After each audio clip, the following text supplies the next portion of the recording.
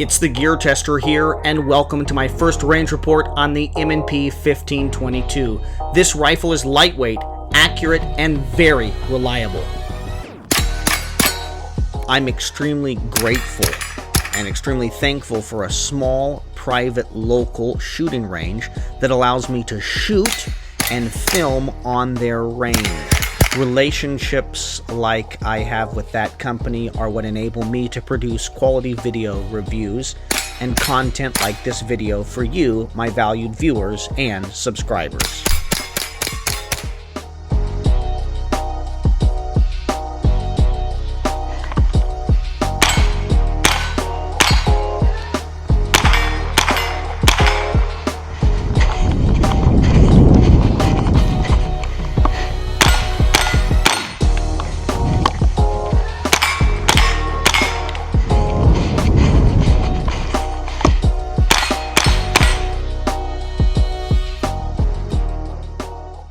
I really like the Smith & Wesson 1522 AR-15 rifle that's chambered in .22 long rifle. I think this is an amazing gun. And I wasn't really interested in it for a really long time. It's been in the last 6 months or so that I started looking for this. And I purchased this rifle about a month and a half, 2 months ago. And I've been really quite pleased with it. I've worked a lot on a 1022 where I purchased a standard 1022, so that's about $250, $280. Then I put a mag pull, about $150 hunter stock on it. And then I put an XS Sights rail, scout rail with their XS Sights peep sights on it. And that's actually relatively expensive by the time you add all that stuff up.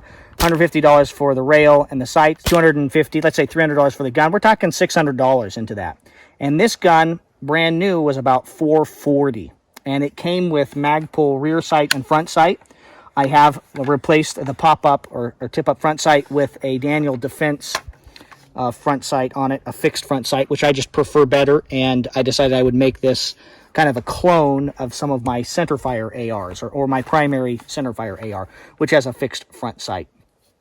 It has the M-LOK rail, which I much prefer over the kind of clunky quad rail that originally came out on the Smith & Wesson 1522 AR-15. This is all polymer, so this is a polymer gun, all right?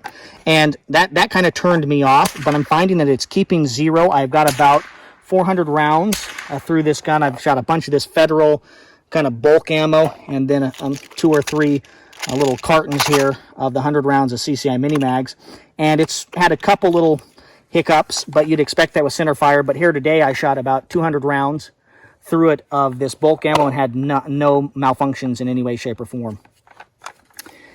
What I like about the 1522, the M&P 1522, is that Smith & Wesson designed this gun from the ground up to be a analog of an AR-15 rifle. So you've got the mag release in the correct location, right? It in the correct location functions just like a standard AR-15 mag release. It's got a bolt hold open that functions, okay, exactly like a standard AR-15. The charging handle is a little bit shorter than a standard AR-15 charging handle, but you just have to be aware that when you go to charge this gun, it doesn't come back as far as a standard AR-15, and the safety is in exactly the same place. All the components on the safety, I've taken it apart and looked at it.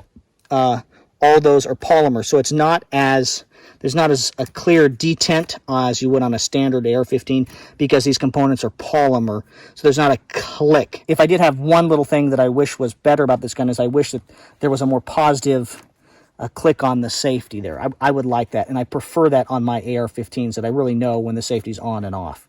This one's a little bit soft there, and it doesn't have a click.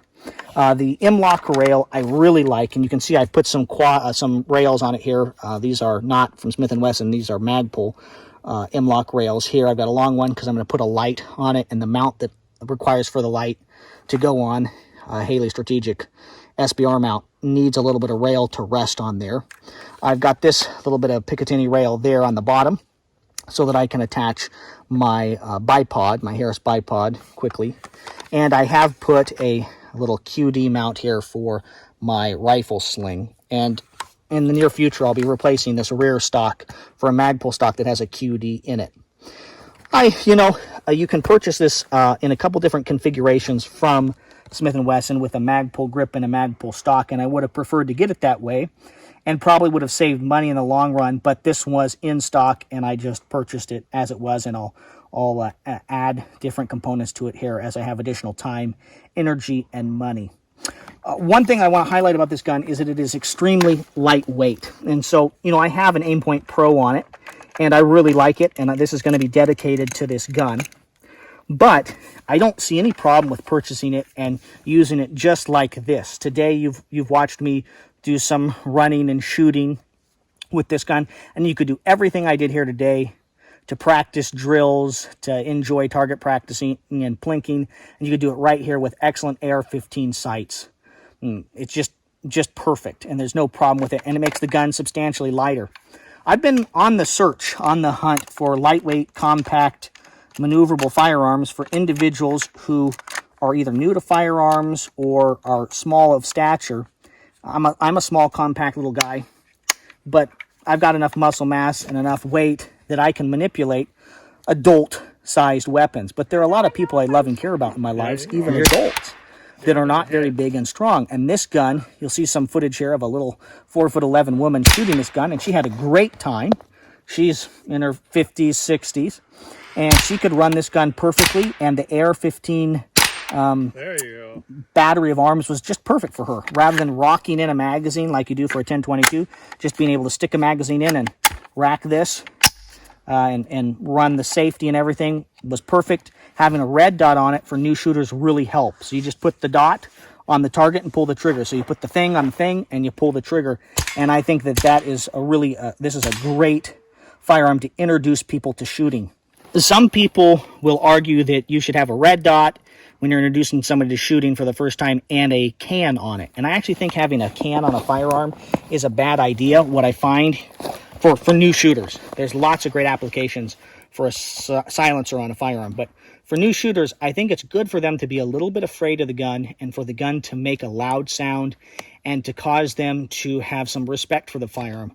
What I found is when I'm introducing new people to shooting, and I try and do that with a red dot, I agree that a red dot is a great option. When you have a can on the gun, they start treating it like an airsoft gun. It doesn't seem like a real firearm. So there might be some applications where the shooter is very young or very sensitive to large noises, but I do think that the red dot really makes shooting easier. It's easier to acquire your target, it's easier to shoot, and having nice big steel targets that ring really nicely when you're introducing people to shooting is an excellent thing. I think there may be some people that are interested in this gun because they can't afford an AR-15 right now, and maybe they got some 22 ammo, and I think it's a great gun for that. Maybe you're thinking about purchasing this gun for a child or a grandkid that you want to purchase it for to teach them how to shoot, and you like the battery of arms and the look of an AR-15, and I think that's a great application for it as well. Thank you very much for your views and your subscriptions. My goal here at the TheGearTester YouTube channel is to produce quality video reviews on the topics of shooting, camping, and survival gear. The M&P 1522 appears to be a high-quality piece of gear. Accurate, reliable, durable. Please leave a comment down below and let me know what you'd like to see me cover in my second range report on the Smith & Wesson Model 1522. One of the things I will be focusing on is some minor changes that I'm making to my rifle. Thank you very much for your views and your subscriptions. This is the TheGearTester signing off.